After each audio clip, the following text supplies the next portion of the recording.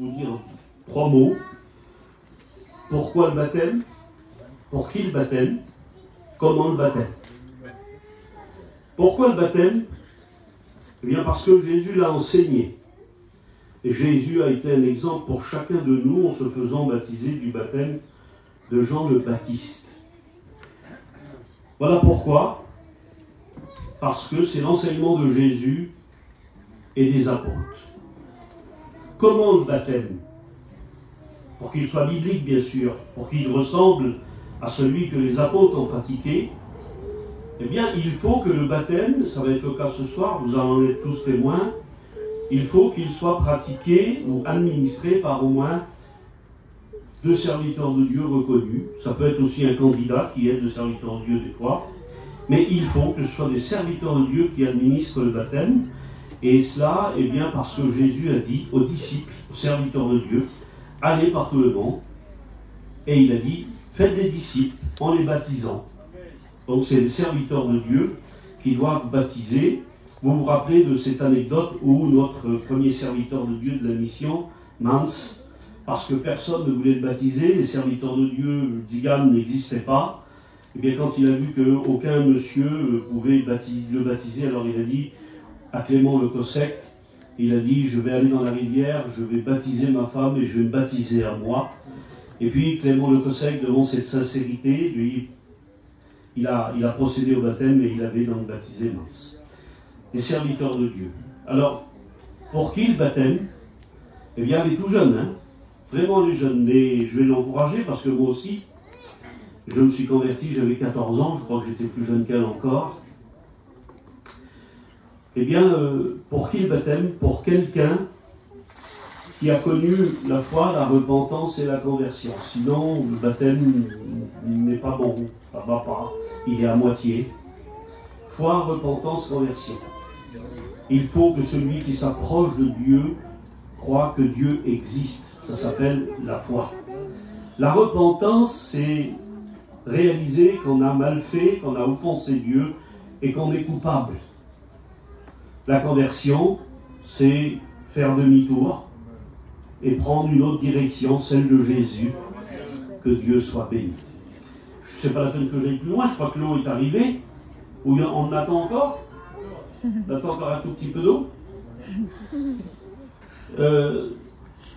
Alors je regarde ce que j'ai marqué là, parce que moi je voulais arrêter. Hein. Donc pour qui le baptême, j'ai dit, hein, donc foi, repentance, conversion. Et quand on a vécu ces trois attitudes, ces 3 réactions, ces 3 ressentis, ces 3 réalités, eh bien se passe quelque chose que l'homme ne peut pas produire justement, se passe ce que l'on appelle la nouvelle naissance. Et là c'est un acte qui descend tout droit du ciel. C'est Dieu qui nous fait naître de nouveau. Car l'homme est incapable et il n'est pas dans cette possibilité. Souvenez-vous Nicodème devant Jésus. Comment un homme peut-il naître de nouveau? Eh bien c'est un miracle.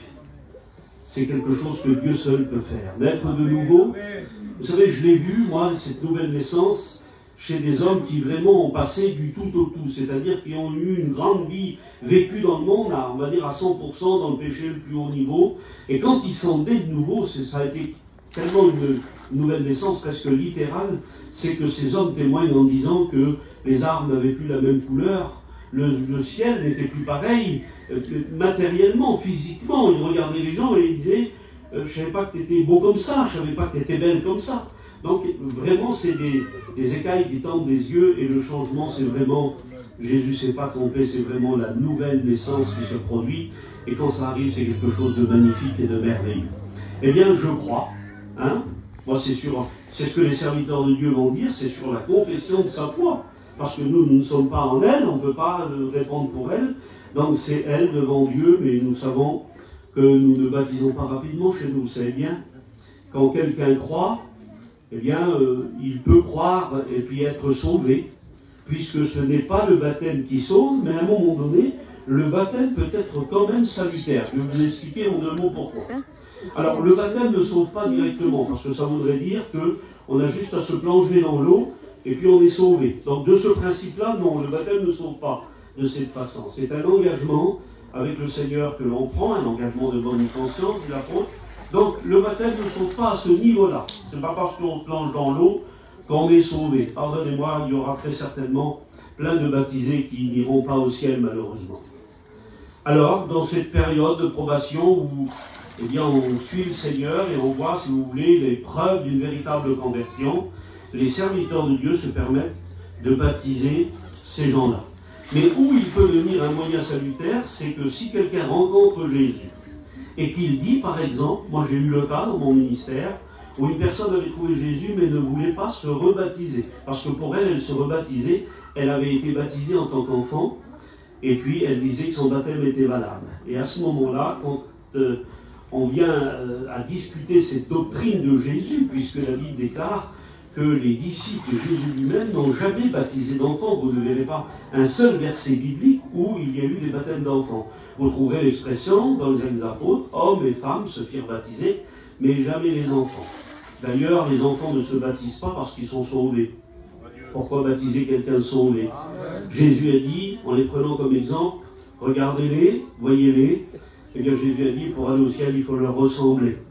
Eh bien, ceux qui vont au ciel, c'est ceux qui se baptisent, ceux qui reconnaissent qu'ils sont pécheurs et qui ont besoin d'être pardonnés. Et c'est le cas ce soir. Pas très vieille, mais assez pour réaliser que c'est une pécheresse et qu'elle a eu besoin d'être pardonnée. Que Dieu soit béni. Merci Seigneur. Je laisse la place aux frères et que Dieu vous bénisse.